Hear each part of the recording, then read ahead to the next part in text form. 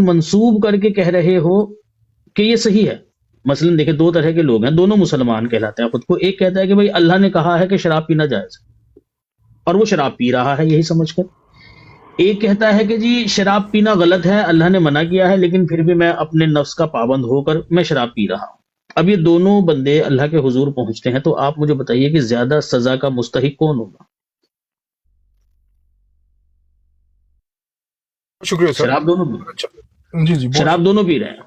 ہاں، بے تو یہ شک جو بے شک بے عقیدے شک. کی بات ہے نا، ہاں یہ جو عقیدے کی بات ہے نا، اب ہم دونوں میں سے کوئی ایک غلط ہے، ایسے ہی ہے. یہ تو آپ غلط ہیں یا پھر میں غلط ہوں. لیکن ہم دونوں میں سے جو بھی غلطی پر ہے وہ اس غلطی کو اللہ کی طرف منسوب کر رہا ہے کہ ہوں یہ کہا ہے اللہ نے.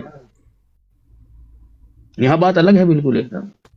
ہوں تو دوسرے معاملات میں جو ہمیں سزا ملے گی وہ تو ملے گی، وہ تو جو کچھ بھی ہوا ہے ہم کر رہے ہیں، کچھ غلط بد اعمال کر رہے ہیں، بد نظری کر رہے ہیں، کسی کو گالی دے رہے ہیں، کسی کا برا چاہ رہے ہیں. لیکن ہم میں سے کوئی یہ نہیں کہتا ہے کہ بھائی برا چاہنا اللہ کا منشا ہے کہ تم دوسرے کا برا چاہو، یہ بالکل. اللہ کا منشا ہے کہ تم جھوٹ بولو. وہاں ہم اپنے نفس کی پابند ہو کر اس کام کو کر رہے ہیں.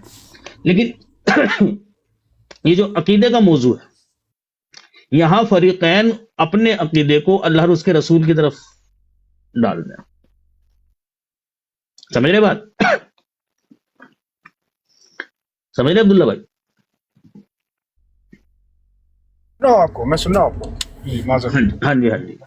تو اسی لیے ہم یہ چاہتے ہیں کہ بھائی یا تو سامنے والے کی اصلاح ہو جائے، اور اگر ہم غلطی پر ہیں تو ہماری اصلاح کر دو. اب آپ جیسے کہ بتا رہے ہیں کہ آپ ہمیں بہت سنتے ہیں، ہم یہ جو براڈ لگا کر یہاں بیٹھے ہوئے ہیں، ہم تو کہتے ہیں لوگوں کو بھائی اگر ہم غلطی پر ہیں آؤ آ کر ہمیں بتاؤ. ہم جو عقیدہ لے کر بیٹھے ہوئے ہیں آپ ہمیں بتائیے کہاں ہم غلطی پر ہیں. وہ آ کر کہتے ہیں وہ جی وہ مرزا صاحب نے جو ہے نا وہ فلاں کتاب میں یہ بات لکھ دی. وہ جو اب یار آپ لوگ اس طریقے سے کرو گے تو آپ کیا بیوقوف تھوڑے ہی نا بھائی، ہمارے اوپر کیا اثر چھوڑ رہے ہیں آپ؟ کچھ بھی نہیں. ایک بندہ نہیں آ کر ملتا ہے جو آ کر یہ کہے کہ ہاں بھائی تمہیں تمہارے عقائد کے متعلق میں سمجھاتا ہوں کہ تم غلطی پر ہو. بلکہ تقاریر میں ان کے علماء، بڑے بڑے علماء، اپنے جو ماننے والے ہیں ان کے فالوورز ہیں جو کچھ بھی ہیں، جو بھی ان کی بات سنتے ہیں، ان کو وہ یہ تحریک کرتے ہیں کہ قرآن اور حدیث سے تو بات نہ کر لینا تم احمدیوں سے. چلو بھائی قرآن اور حدیث سے تو بات کرو گے نہیں، اب تم ہمیں جو ہٹا رہے ہو احمدیت سے، وہ ہٹانے کے بعد کیا پیش کرو گے تم ہمارے سامنے؟ قرآن اور حدیث. کس منہ سے کرو گے بھائی؟ کس منہ سے کرو گے؟ یہ تو وہ چیز ہے جس سے تم ہمیں پہلے ہی ہٹا چکے ہو کہ اس سے تو بات کرنی ہی نہیں ہے تمہارے سے. اسے تو تم نے پہلے ہی کہہ دیا کہ بھائی جب تم ہمارے سامنے آؤ گے نا تو ان دو چیزوں کو تو ہم نے پیچھے رکھ دینا ہے کمر کے. مثلا کوئی بندہ آ کر کہتا ہے بھائی سیفی بھائی احمدیت کو چھوڑ دو، میں کہتا ہوں چلو چلو چھوڑ دیے، بتاؤ اب کیا کرنا ہے؟ آؤ قرآن اور حدیث کی طرف آ جاؤ. تو میں اس کو کہوں گا نہیں کہ یہ تو وہ کتابیں ہیں جن کو تم مجھ سے پہلے ہی چھڑوا چکا ہے. بھائی یہ تو وہ کتابیں ہیں کہ گفتگو کے آغاز سے پہلے تو نے یہ کہا تھا کہ ان کو سائیڈ میں کر دے. تو جب ان کی یہ اوقات ہے کہ ان کو سائیڈ میں کر دیا جائے تو پھر سائیڈ میں ہی رہنے دیں ان کو. اب بتا کیا پیش کر رہا ہے میرے سامنے؟ اب بتا کس کا پابند بنائے گا تو مجھے؟ اور اگر تو ان کو لے کر آئے گا بیچ میں، سوال پھر وہی کھڑے ہوں گے جو میں تیرے سے پہلے پوچھتا. وہ سوال تو پھر بھی ہیں میرے بھائی، وہ سوال تو پھر بھی ہیں میرے. پھر کیا پیش کرو گے تم میرے سامنے؟